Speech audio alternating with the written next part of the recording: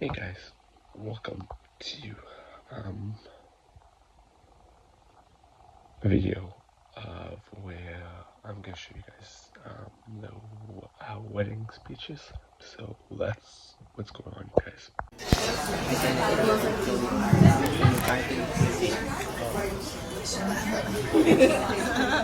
Good evening. Evening. It's not raining yet. That's good. It's not supposed to rain until 8:30. Okay, good to know. Hands on. And we have a tanker, so that's okay. I was asked to share a speech because I'm the best man, and that's fair. So I want to tell you a little bit. For those who don't know me, my name is Scott Gordon. I came to Lighthouse Fellowship Baptist Church right after we got married. Jordan was just sharing that story. We got married and lived at a camp for 2 weeks while we shopped for an apartment and ended up in Floyd Clark for 3 weeks, and then found an apartment in Carden. And we loved our time there. And there is where I realized I knew this guy named Garrett. And we had spent all this time at camp together, but I had heard about this place called Kincardine and never really, it's somewhere way over there that no one drives through unless you're going to Bruce. And so then I realized, this is where Garrett was. We worked at camp together, and that brings you close together no matter who you are, because you're up at 6 and you don't get down to 11, and you have a ton of kids, and you're just putting your whole energy into that 24/7. And Gareth did that. I will say that Gareth put all of his energy into being with those kids, and that's where I first got to know him. Then when we moved to Kincardine, it was probably only a week, or maybe 2 weeks, and Ron said, so when are you coming over for games? And so we spent some time playing quite a few games at Ron's place. And actually, this morning, Jordan said, what did you guys do? Well, we went for breakfast, we came back, and we all played backgammon. The day of the wedding, I was like, I wouldn't expect it any other way. And so from there, Gareth and I actually started meeting once a week for a while, and talking and sharing and hanging out. And that's where we became our good friends. Spending time together and having father-son bonding time. A couple of things that come to mind as I think of this was our fantastic trip to New Zealand together. Gareth was 16 at the time, and I thought that this would be one of the last opportunities to have to get together like this and spend time together. We had 13 hours sitting beside each other on an airplane. And trust me, after the length of time, you don't have much to chat about for a couple of days. We had attended a wedding and met several new people and made some new friends. We got to visit Australia as well. And Gareth even got to share something with the rest of the people down there, something that I didn't get to share, and that was the flu. Because everybody at the wedding ended up with the flu except for me. And I was one of the fortunate ones that didn't get it. So I wasn't willing to share, sorry. But this was one of the best bonding times that we had together.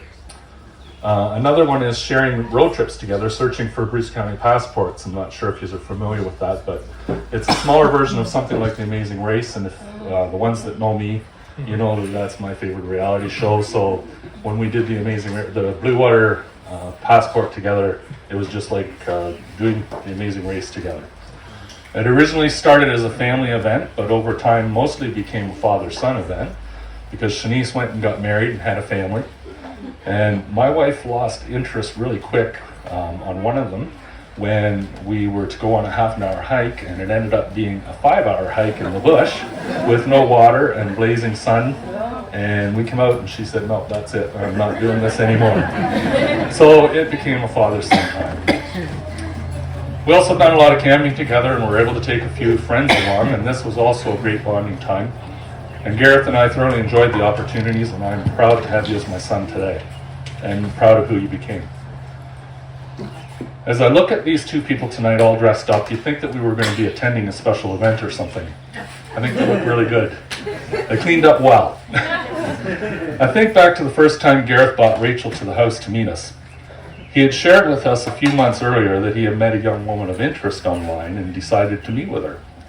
After she had met him, she ghosted him for several months, as they put it. I guess she hadn't seen the qualities in Gareth that later attracted her to give him another chance. He was sure she was the one, but decided maybe that wasn't God's plan for him at that specific time. At that time, she was quite quiet and shy, but once we got to know her, we could see why Gareth fell in love with her, because they fit together so well, like two peas in a pod. After several months they reconnected, and let's say the sparks flew, and they've been inseparable ever since. One can say that God does have a sense of humor. Rachel keeps bringing up the expression that they are like an old married couple, as they like to bicker a lot of things, but they always seem to be able to work it out in the end. Rachel, today you officially become a member of the Rock family. I and Gareth's mom, whom I'm sure would approve, would like to welcome you to the family and look forward to many happy occasions together. I would like to take the time now to just share some quality traits of Gareth and Rachel that I admire. Gareth, first of all, most of your life you have had problems that are beyond your control. Despite your difficulties and your setbacks, you always look on the bright side. You may not understand, but I believe everything happens for a reason. You refuse to let your problems get you down, and you choose to face the world with a big smile. Rachel, not everyone understands you, but that's okay. You know your worth, and you will never settle for less than what you deserve. You know who you are, so listen to your heart and live with no regrets. I am so grateful that you have found each other and can celebrate a lifetime of laughter and happiness together. Congratulations on this special day. You are now officially a part of the wedding couples group, of which my wife and I got to share 32 years together. I don't want to hold up the rest of the celebration, so let me wind up with this little bit of advice. Every morning when you wake up, make a promise to yourselves that today you will be the best spouse that you can be to each other. Put on each other's happiness before your own, and try to perform at least one act of kindness to each other every day. If you can do this, everything will fall into place. Congratulations to you both, and may your marriage be a blessed one.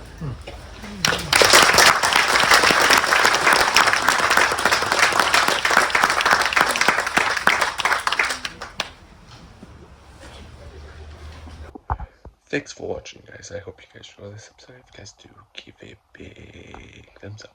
And I will see you guys back here in the future. Have a good day. Goodbye.